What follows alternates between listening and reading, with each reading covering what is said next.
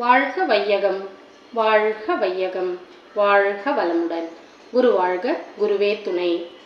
அனைவருக்கும் இனிய சுதந்திர தின நல்வாழ்த்துக்களை கூறி மகரிஷியின் நாளொரு நற்சிந்தனையாக இன்றைய சிந்தனை மகரிஷி கேட்கும் வரம் என்ற தலைப்பில் சிந்தனை செய்ய வந்துள்ளேன். இளம் வயதில் மகரிஷி மனதில் 4 கேள்விகள் தோன்றியது. இன்பம், துன்பம் இதெல்லாம் எதனால் வருது, அதனுடைய மூலம் என்ன, முடிவு என்ன அப்படின்றது ஒரு கேள்வி.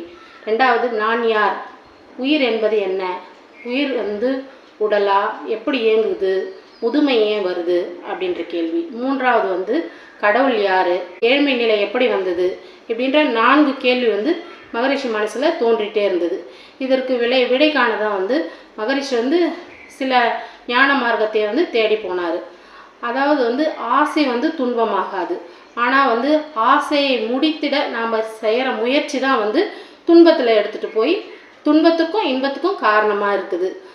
ஒரு சிறு கதை பார்த்தோம்னா, ஒரு வில்லேஜில் ஒரு பெயிண்டர் இருந்தார். அந்த பெயிண்டர் பெயிண்ட் அடிக்க போயிட்டே இருக்கும்போது காட்டை கடந்து தான் போனோம். அப்போ காட்டு பாதையில் திடீர்னு கடவுள் அவர் முன்னாடி தோன்றாரு.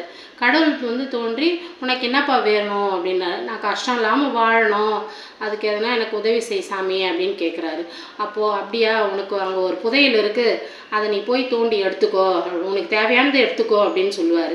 ஆனால் இவர் போய் தோண்டி பார்க்கும்போது அந்த புதையல் ஃபுல்லாக தங்க காசாக இருக்கும். எல்லா காசையும் அள்ளிட்டு ஒரே ஒரு காசை மட்டும் அந்த பானையில் வச்சுட்டு மூடிட்டு கிளம்பிடுவார். கிளம்பிட்டவுடனே போய் பெயிண்ட் அடிக்கிற இடத்துக்கு போனவுடனே நேராக அவங்க ஒரு ஆணியில் மாட்டி வச்சுருவார். அந்த புதையலை மாட்டி வச்சுட்டு வேலை செஞ்சிட்ருக்கும்போது ஒரு பாட்டி வருவாங்க. அவர் கூட வேலை செய்கிற பாட்டி, என்ன இது இங்கே மாட்டி வச்சுருக்கு அப்படின்னா, பருப்பு மூட்டை பாட்டியே அப்படின்னு சொல்கிறாரு அவர். ஆஹா, நம்ம வீட்டில் பருப்பே இல்லையே, கொஞ்சம் பருப்பு எடுத்துக்கலாம் அப்படின்னு சொல்லிட்டு பாட்டி நைஸாக அந்த மூட்டையை பிரிக்கும்போது அதில் பார்த்தா ஒரே தங்க காசாக இருக்கும். தங்க காசு மொத்தத்தையும் பாட்டி அள்ளி கொட்டிட்டு வெறும் துணி அங்கே போட்டுட்டு போயிடுவாங்க. அப்போ இவர் பார்க்குறாரு, என்னடா அது, நம்ம இங்கே தானே மாட்டி வச்சோம், வெறும் துணி மட்டும்தான் இருக்குது, மூட்டையில் எதுவுமே இல்லையான்னு சொல்லிட்டு போய் பாட்டியை கேட்குறாரு. எலி ஏதாவது சாப்பிட்டுட்ருக்கும்ப்பா அந்த பருப்பை, எனக்கு தெரியலையப்பா, நான் பார்க்கல அப்படின்னு சொல்லும் பாட்டி. அப்புறம் சரி, இதை யார்கிட்டையும் சொல்லவும் முடியாமல் என்ன பண்ணுவோம், திருப்பி சாயந்தரம் சோகமாக திருப்பி அந்த காட்டுக்குள்ளே போயிருப்பார். கடவுள் கேட்பார், என்ன இது, நான் அவ்வளோ பணம்லாம் கொடுத்தேன், உனக்கு புதையல் கொடுத்தேன், அப்போ கூட நீ சோகமாக வரையே அப்படின்னு இந்த மாதிரி நான் அதை தொலைச்சிட்டேன் அப்படின்னு சொல்லுவார். அப்போது அப்படியா, சரி நீ மீதி போட்டு வச்சல, அதில் இருந்தால் எடுத்துகிட்டு போ அப்படின்றாரு. திருப்பி தோண்டி பார்க்கும்போது அங்கே ஒரே ஒரு காசு இருக்குது. அந்த ஒரு காசை மட்டும் எடுத்துகிட்டு போகிறார். அதாவது துன்பத்துக்கு காரணம் நாம் தான், நம்மளோட இன்பத்துக்கும் துன்பத்துக்கும் காரணம் நம்மளாக தான் இருப்போம். வெற்றியை உங்கள் தலைக்கு எடுத்துகிட்டு போகக்கூடாது எப்போவுமே, அதே போல் தோல்வியை இதயத்துக்கு எடுத்துகிட்டு போகக்கூடாதுன்றாரு ரத்தன் தாத்தா. அதுக்கப்புறம் மகரிஷியோட 2வது கேள்வி என்னென்னா, நான் யார். நான் யார் என்ற கேள்வி ஒருவனுக்கு எழுந்து விட்டாலே ஞான நிலையை அடைய தகுதியை பெற்று விட்டான் என்று தான் அர்த்தம். அதாவது நான் என்பது உடல் என்று குறுகி நிற்பதா, மனம் என்று விரிந்து நிற்பதா, நான் உயிர் என்று உயர்ந்து நிற்பதா, நான் பிரம்மம் என்று உயர்ந்து நிற்பதா. குறுகி நின்றால் விரிவும் இல்லை, விரிந்து நின்றால் குறுக்கமும் விரிவும் மட்டும்தான் உண்டு. உணர்ந்து நின்றால் இவை அனைத்தும் உண்டு. நம்ம யாருன்றதை நம்ம உணரணும். உணர்ந்தாதான் எல்லாத்தையும் நம்ம முழுமையாக தெரிஞ்சுக்க முடியும். உடல் தோற்றமாக தான் இருக்குது, உயிர் ஆற்றலாக இருக்குது, மனம் உணர்வாக இருக்குது. நம்முடைய மனம் எப்பவுமே பிரம்மம் என்ற தெளிவாக இருக்குது. அடுத்து மகரிஷியோ கொஷின் என்னன்னா, நான் யார். அறிவு தான் கடவுள்ன்றார் தாய்மானவர். அதே தான் மகரிஷியும் சொல்கிறாரு. அவர் உணர்ந்ததில் அறிவு தான் கடவுள்னு அப்படின்னு நினைக்கிறாரு. இறைவனே தான் என்ற அறிவாக நம் அனைவருக்குள்ளும் இருக்கிறான். உடல் உறுப்புகள் ஆற்றலாக தான் இருக்குது. சிலை வடிவமாக அரூபமாக உள்ள இறைவனை கேட்டு பெறுவதுக்கு ஒன்றுமே கிடையாது. பணத்தை படைப்பவன் யார்? மனிதன். ஆனால் அந்த பணத்தை நம்ம வேண்டி எங்கே போய் நிற்கிறோம்? கடவுள்கிட்ட போய் நிற்கிறோம்.